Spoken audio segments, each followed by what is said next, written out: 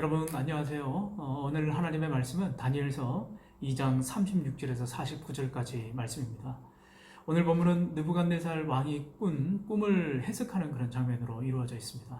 다니엘은 먼저 느부갓네살 왕이 가지고 있는 그 권위와 권력과 권세, 그것이 이 땅에서 최고의 통치권자임을 한껏 치켜세워 올려면서 느부갓네살 왕을 높이고 있습니다. 그러면서 이 37절에 왕이여 왕은 여러 왕들 중에 왕이시라 하늘의 하나님이 나라와 권세와 능력과 영광을 왕에게 주셨고, 그러나 이 모든 왕이 가지고 있는 이 권력, 권세, 이 모든 것은 누가 주셨다라고 이야기하고 있는 거예요?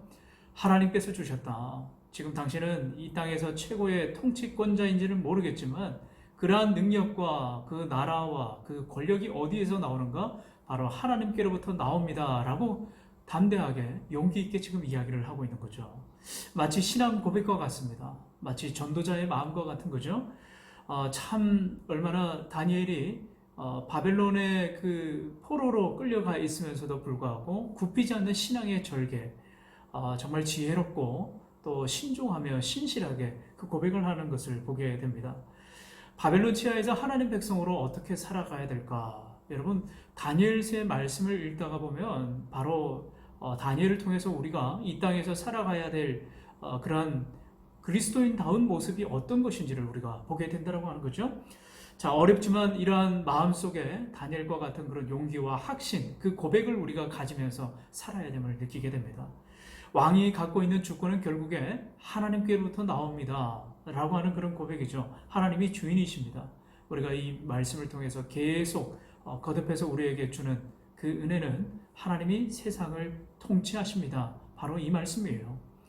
꿈의 내용은 그랬습니다. 왕이 갖고 있는 그 권력과 그 권세는 제한적이고 일시적입니다. 영원하지 않다라고 하는 거죠. 또 다른 나라가 일어나고 또 다른 왕이 일어나게 될 텐데 그 나라도 마찬가지로 들고 일어서고 또 사라지고 그렇게 계속해서 반복된다라고 하는 거죠. 여기 보면 진흙과 녹과 쇠가 이렇게 나오는데, 쇠가 모든 그런 흙과 그 놋을 또 부수는 그런 내용으로 나오는 거죠. 자, 45절에 보면요. 손대지 아니한 돌이 산에서 나와서 쇠와 녹과 진흙과 은과 금을 부서뜨린 것을 왕께서 보신 것은 크신 하나님이 장래일을 왕께 알게 하신 것이라. 이 꿈은 참되고 이 해석은 확실하니이다 하니. 자, 여기서 손대지 아니한 돌이 이제 45절 마지막 그 꿈의 해석 장면에서 다니엘이 덧붙여서 말하고 있습니다. 이 손대지 아니한 그 돌이 산에서 나왔다고 그러는데 무슨 의미를 가지고 있을까요? 손대지 아니했다라는 말은 거룩한 것을 의미합니다. 다듬지 아니한 원석 그대로 하나님의 그 거룩하신 능력을 의미하는 거죠.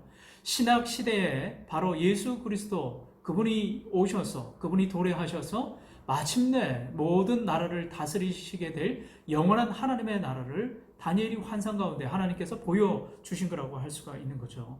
자, 이 꿈은 참되고 확실하다. 하나님께서 보여주신 이 환상과 그 다음에 이상, 이 모든 것은 하나님으로부터 나오기 때문에 확실하다라고 그렇게 이야기하고 있습니다.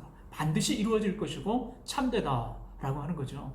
자, 오늘 이 다니엘서, 이 큐티의 내용을 우리가 어떻게 또 우리 삶 속에 적용할 수가 있을까요? 하나님의 말씀은 반드시 이루어지고 모든 능력과 모든 주권과 이 세상을 다스리시는 분은 참된 주인은 하나님 한 분밖에 없습니다. 이것이 우리의 또한 고백이 되어야 된다고 하는 거죠. 하나님께서 보여주신 이상 은밀한 그 일들 깊이 감추어져 있습니다. 그러나 하나님 앞에 간구하고 하나님께서 계시된 이 성경 말씀을 통해서 우리에게 들려주시고 우리에게 보여주신다고 하는 거죠.